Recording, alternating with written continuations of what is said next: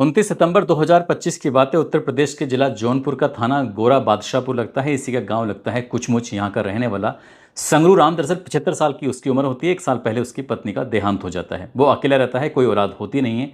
गांव के लोग ही सलाह मशवरा देते हैं कि मन भावती, जिसकी उम्र लगभग 35 साल के आसपास है, 2 बेटियां हैं और एक इसका बेटा है। दोनों ही आपस में तय कर लेते हैं, तुम उसका ख्याल रखना, वो तुम्हारे बच्चे का ख्याल रखेगा।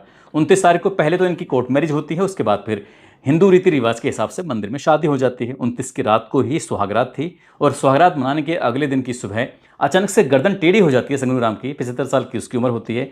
गांव के लोग उसे तत्काल प्रभाव से हॉस्पिटल लेके जाते हैं और डॉक्टर उसको मृत घोषित कर देते हैं। इसके बाद तो वह हंगामा हो जाता है। सोशल मीडिया पर ये शादी चर्चा का विषय बन जाती है कि 75 साल का दूल्हा और 35 साल की दुल्हन। अब इससे 75 साल का जो दूल्हा होता है उसके परिवार वालों को कुछ शक होता है और उसके अंतिम संस्कार नहीं होने देते और पोस्टमार्टम के लिए डेड बॉडी भेज दी जाती है। जो पोस्टमार्टम की रिपोर्ट आती है उससे बड़ी चौंकाने वाली बात आती है कि उसको शौक लगा था। शौक लगने की वजह से वो कोमा में चला गया, यानी कि वो शादी को लेकर इतना खुश था, उसकी वजह से उसकी मौत हो जाती है। हालांकि पुलिस को कोई और ज्यादा ठोस जानकारी मिली नहीं है। जिस तरह से उसके भतीजों ने शक जाहिर किया था कि उसके साथ कुछ गलत हुआ है, हालांकि उसके पास 2 बीघा जमीन और गांव में एक घर भी है। इसका अब कौन हकदार होगा, उसकी पत्नी होगी, कोई और होगा, तो पता नहीं।